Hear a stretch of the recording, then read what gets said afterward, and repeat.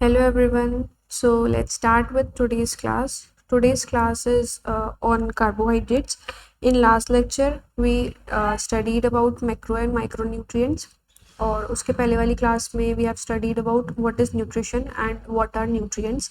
Then we studied in the second class about macro and micronutrients. अब हम पढ़ रहे हैं the first part of macronutrients, जो first component macronutrients में आता है, which is carbohydrates. So we are studying about carbohydrates.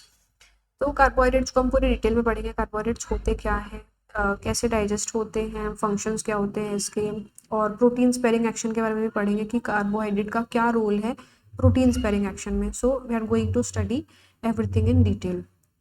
तो लेट्स स्टार्ट. कार्बोहाइड्रेट्स क्या होते हैं? मेन सोर्स है एनर्जी का. So it is main source of energy for the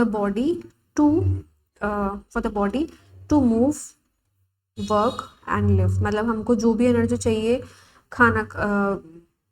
move करने के लिए, खाने को पचाने के लिए, वर्क करने के लिए, जो भी हम काम कर रहे हैं, आप पढ़ते हो तो पढ़ने के लिए, आप बेसिकली यू आर लिविंग, तो आपको जीने के लिए जो भी एनर्जी चाहिए वो आपको कहाँ से मिलती है?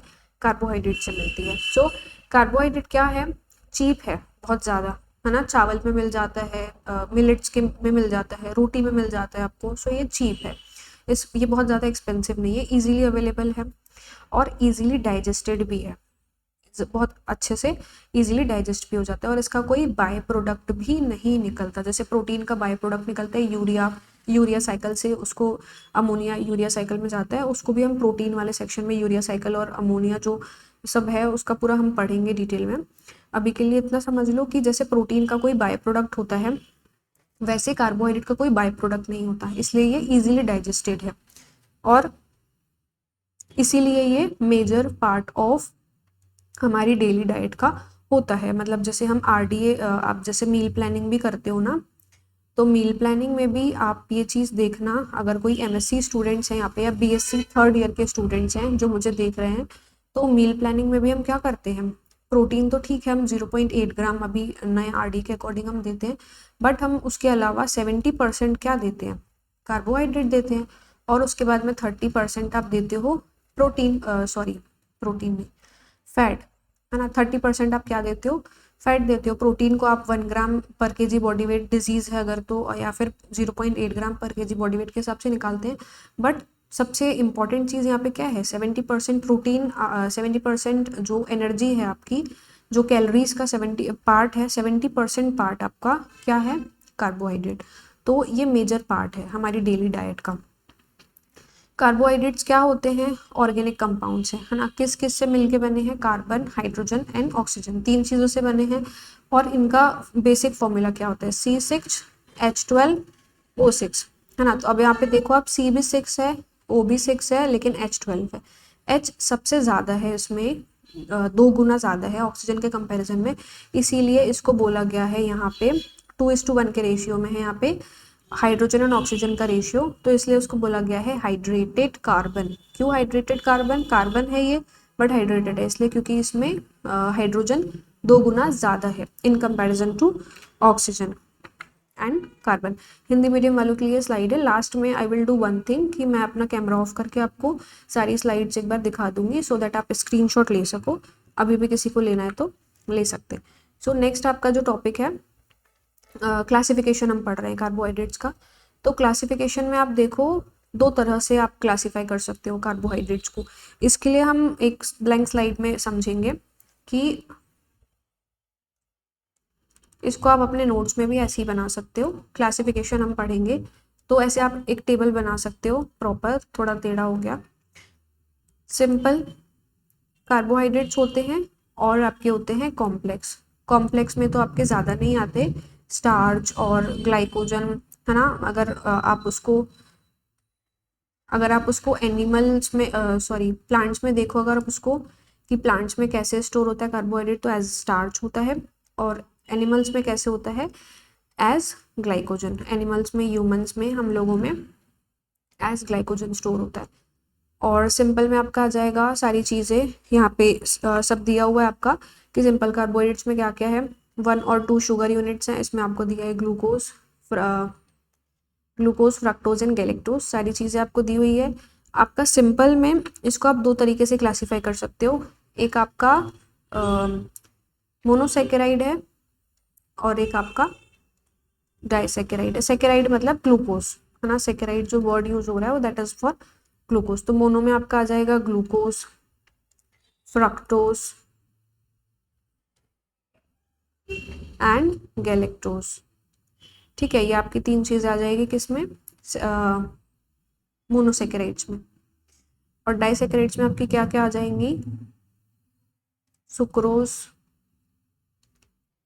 आपका सुक्रोज, लैक्टोज एंड माल्टोज। तो ये इस टाइप का आप टेबल बना सकते हो अपनी कॉपी में या फिर आपका जैसे एग्जाम्स में भी।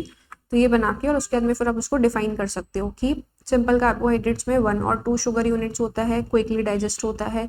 जैसे आपका ग्लूकोज हो गया, फ्रक्टोज हो गया, गैलेक्टोज हो गया। जैसे कभी आपने नोटिस किया होगा किसी को चक्कर आते हैं या किसी को डिजीनेस फील होता है, तो उनको इंस्टेंट एनर्जी के लिए ग्लूकोज का जो पाउडर है उसको पानी में मिक्स करके दिया जाता है। तो इसीलिए क्योंकि वो इंस्टेंट एनर्जी प्रोवाइड करता है बहुत इजीली, मतलब ग्लूकोज के फॉर्म में हमारी बॉडी एनर्जी एब्जॉर्ब करती है, तो इसलिए वो ग्लूकोज के फॉर्म में उनको दिया जाता है जिनको भी चक्कर वगैरह आ रहे होते हैं, कि बहुत इजीली उनको एनर्जी मिल जाए। जैसे आप डाइसेक्राइड्स को देखो, 2 शुगर यूनिट्स हैं, डाइसेक्राइड के फॉर्म में नहीं दे सकते हम ये सब चीज़ें अगर किसी को चक्कर आ रहे हैं तो। जैसे सुक्रोज है आपका, लैक्टोज है, माल्टोज है। इसका भी ये है कि सुक्रोज कैसे बनता है, डाइसेकेराइड है, मतलब 2 शुगर यूनिट्स है। तो 2 शुगर यूनिट्स कौन कौन सी है, सुक्रोज के लिए ग्लूकोज और फ्रक्टोज, लैक्टोज के लिए ग्लूकोज और गैलेक्टोज। ग्लूकोज सब में कॉमन है, बट आपका माल्टोज में जैसे ग्लूकोज प्लस ग्लूकोज है, लैक्टोज में ग्लूकोज प्लस गैलेक्टोज है, ग्लूकोज प्लस फ्रक्टोज है सुक्रोज में। तो ये आपको याद रखना पड़ेगा। इनको क्या बोला जाता है, these are commonly called simple sugars. I hope सबको समझ में आया हो। किसी को अगर कुछ नहीं समझ में आया तो you can always ask your doubts in comment section. I'll be happy to answer your doubts. So complex carbohydrates को आप देखेंगे, कॉम्प्लेक्स कार्बोहाइड्रेट्स में बहुत सारी शुगर यूनिट्स होती है ना। डाई मतलब कि आपका यहाँ पे 2 था, तो 2 से ज्यादा मतलब 3 और more than 3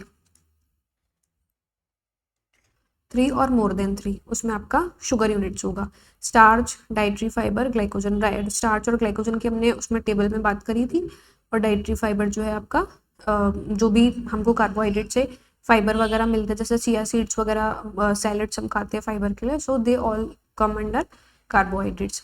so these are called polysaccharides. इनको बोला जाता है पॉलीसेकेराइड्स क्योंकि इनमें बहुत सारी शुगर यूनिट्स है। अभी तक के 1 शुगर यूनिट थी तो मोनोसेकेराइड था, 2 शुगर यूनिट्स तो डाइसेकेराइड, बट अब कॉम्प्लेक्स में जब हम बात कर रहे हैं बहुत सारी शुगर यूनिट्स है तो इसलिए पॉलीसेकेराइड्स है। ये हिंदी मीडियम वालों के लिए स्लाइड है। फंक्शंस क्या है कार्बोहाइड्रेट के, एनर्जी फंक्शन है। सबसे पहला फंक्शन तो यही है कि एनर्जी देता है। कितनी एनर्जी देता है, 1 ग्राम ऑफ कार्बोहाइड्रेट। ये भी एक चीज समझ लो कि 1 ग्राम कार्बोहाइड्रेट जो है ना,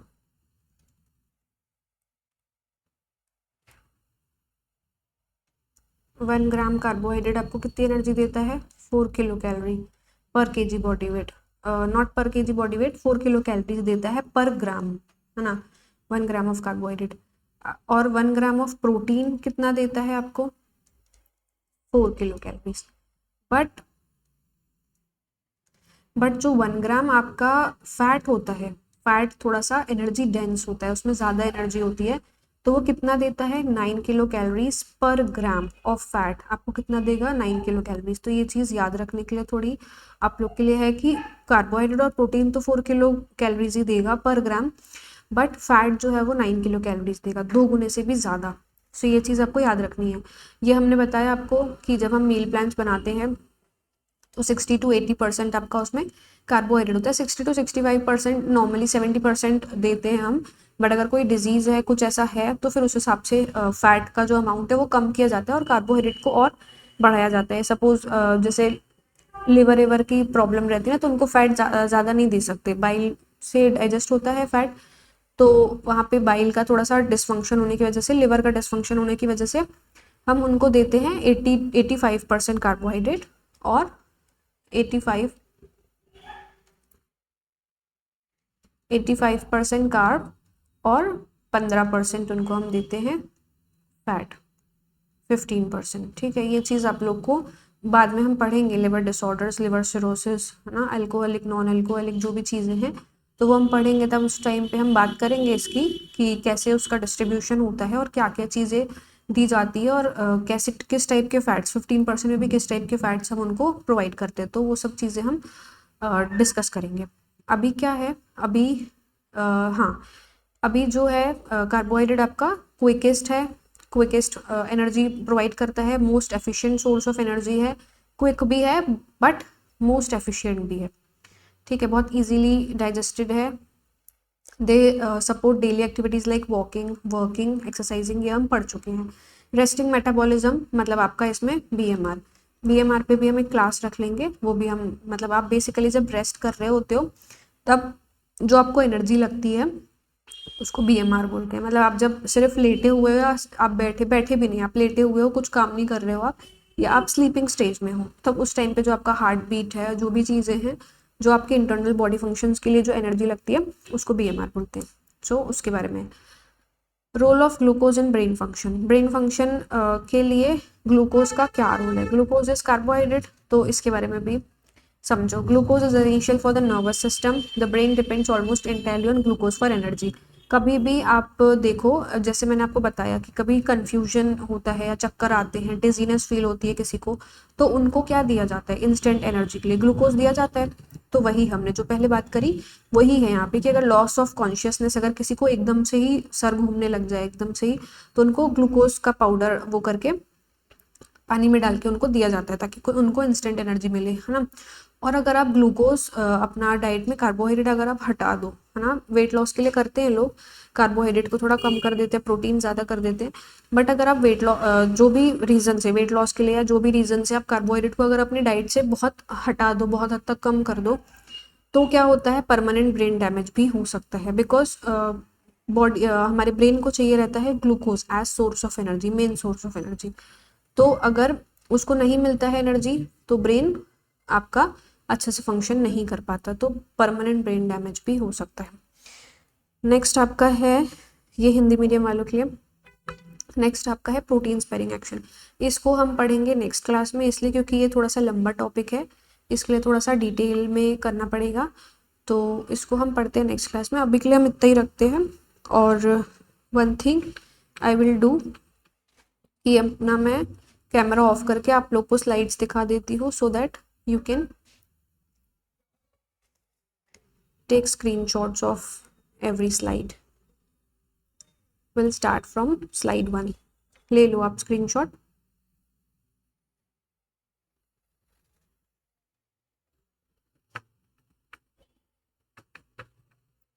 ये हिंदी मीडियम वालों के लिए।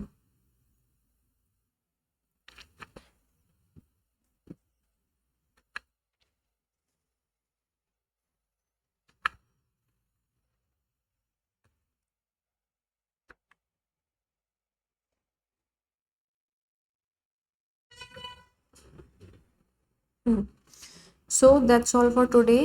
नेक्स्ट लेक्चर में हम पढ़ेंगे अबाउट प्रोटीन का protein sparing action of carbohydrate. Carbohydrate कैसे हेल्प करता है प्रोटीन को कि वो अपना काम कर पाए, इसके बारे में हम पढ़ेंगे, और इसका क्या रोल है हमारी बॉडी के लिए वो भी हम पढ़ेंगे। सो आज के लिए इतना ही। अगर आपको लेक्चर अच्छा लगा हो तो लाइक करें, शेयर करें अपने फ्रेंड्स के साथ, और सब्सक्राइब करें ताकि आपके ऐसे इंपॉर्टेंट लेक्चर्स मिस ना हो। Thank you so much.